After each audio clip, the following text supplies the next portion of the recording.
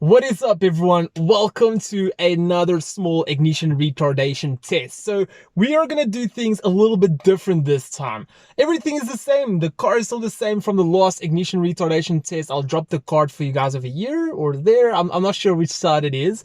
So you guys can go check out the previous retardation. We actually installed colder spark plugs, so the retardation improved. But now we're gonna try something a little bit different. So we were actually like in a debate with one of my friends about which garage or fueling station we have to use that's going to, in order us to get more kilometers out of a full tank, or better ignition retardation, or better performance in general. So I actually found out something pretty interesting. So we all are probably familiar with Shell. I'm not a big Shell supporter, but now I am. So technically, Shell actually throws ethanol mix inside their fuel, so which is actually good. You guys want to have some ethanol in your car.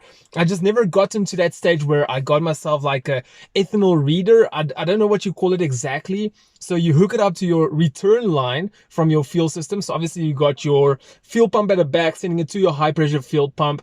It goes through your fuel rail, and the return that goes back to the fuel tank, you actually connect it on there. So it can tell you the amount of ethanol content that is inside your fuel system.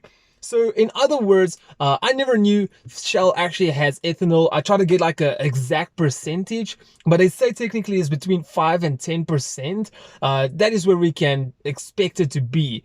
So now I'm thinking to myself, because I've always been using engine. So I'm not sure overseas if you guys have got like an engine fuel station. So I've been using it because I always believe that I get more kilometers with it. If they have got ethanol inside their fuel tank, well, inside their fuel, I am not sure. I try to figure it out. Even when I ask the fuel attendants, they don't know. I just don't feel like calling the manager and trying to find out or make a big scene about it. So if you guys want me to, by all means, I'll do it. I'll make a scene there. I'll throw a Karen over there. So we have got V-Power 95 in this car now.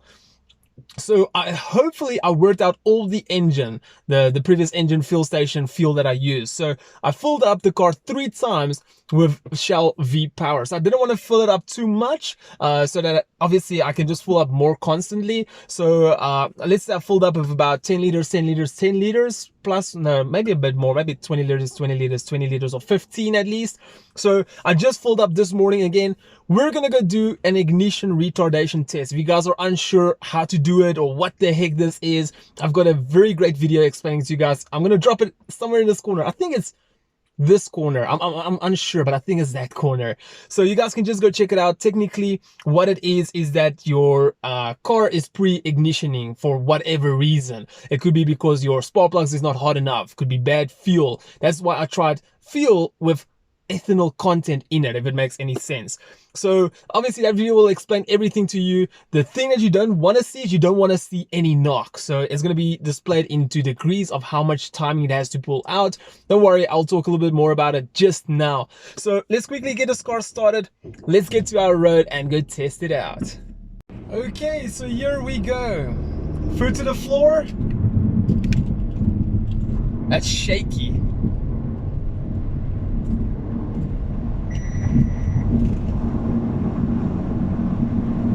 And there she shifted it. Okay, so this time we actually did it in 4th gear. The roads are just so open today. It's unbelievable. I don't know what's going on. Maybe it's school holidays or something. I'm unsure. Okay, so we're gonna quickly go home and just check what happened. Let's see if there is any ignition retardation. Okay, so we are finally back home. I've already uploaded the CSV file to datazap.me. So what we're going to do is we're quickly going to review it. So just to give you guys a quick briefing of before and after. So before, I used the engine. I know I've already told you guys, but I didn't think I specifically told you that I used to use the engine fuel garage, the fuel, whatever you want to call it. I used to use and still using 95 octane. So when I went over to Shell, the V-Power, I'm still using 95 octane. So both of them are 95 octane, but as far as my understanding goes, the V-Shell Power, they use 5 to 10% ethanol. Okay, so we're gonna quickly review this. As soon as I click on one of these cylinders over here, 1, 2, 3, and 4, we're gonna see a graph. We don't want to see any fluctuations in the graph, and if we do see it, we're gonna go and see how much it fluctuated by. So the ideal is obviously is to see nothing. So I actually forgot to press stop. Can you guys believe it? That's why we got this entire downtrend over here. Just ignore that. We're only going to focus on this front piece over here. So I wonder if there's some way I can actually I wonder if there's some way. I know there is a way I can actually cut out. There we go. Okay, so here's a little bit of a better visual thing how we can see it. Okay, so we're gonna quickly look at cylinder number 1. Oh damn, there is more ignition retardation. So I just want to quickly tell you guys that my cylinder 1 and 4 always has ignition retardation for some reason. So I think the last time I checked it out, it was 3 degrees on cylinder number 1 and cylinder number 4. Today's temperature is also 19.5 degrees, so it's a little bit hotter than the previous time I did it. I think the previous time I did it was 17 degrees. Okay, so let's quickly see by how much. Please don't be more than 3. 5.3, that's bad. So that means cylinder number 2, cylinder number 3 might also have some, which previously it didn't have. Oh, we got some. We got 3 degrees. This is just because of the shift. It's called fake knock, because obviously you guys can see it shifted down there. So if you just look there, it's fake knock. Number 3, also the same thing, 3 degrees over there. And then lastly, it's also probably going to be 5 degrees. 6 degrees. Shell sucks. No, I'm kidding. So it might be because I haven't driven the car a lot lately. To give you guys an idea, I was sick about a week before we actually went on honeymoon, and that's one of the reasons why it took so long to actually upload a new video.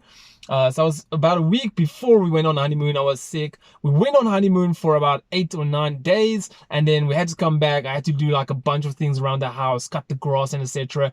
So the car has been standing this entire time, so the little bit of fuel that's in there could have gone a little bit bad. It does sometimes happen, even though it's very, very little. I doubt it would have even made so much knock in this case, ignition retardation.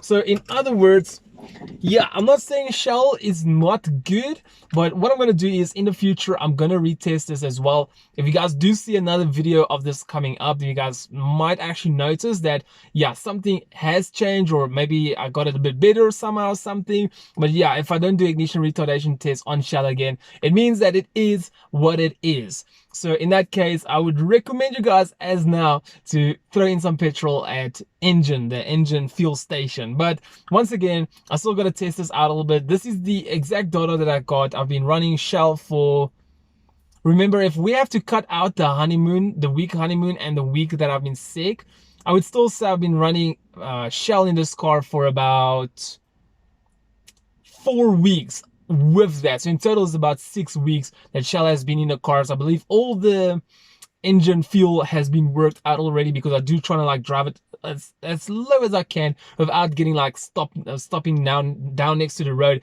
having no fuel or whatsoever. So it's a bummer, it's not cool, but I'm still gonna try a few things out. I'm still gonna give it a chance or two and see what happens. But anyway guys, there we go. I have done my part. I do hope that this video helped everyone out. So sorry that I haven't uploaded as much recently as I would have liked to. It's just getting very difficult now. Just so much things we have to do. As you guys know, I moved into this new house. There's so many problems. I have mentioned it before. There's just a load of problems that I have to sort out. But anyway guys, thank you so much for watching. Hopefully this return is going to be much better than the last. Hopefully I can keep it much more constant now, because there's nothing planned ahead now. So anyway guys, thank you so much for watching. If you guys did enjoy the video, you can click any icon on the screen, and if you guys want to subscribe, hit the logo at the bottom right corner. I'm not sure, but for now, peace out everyone.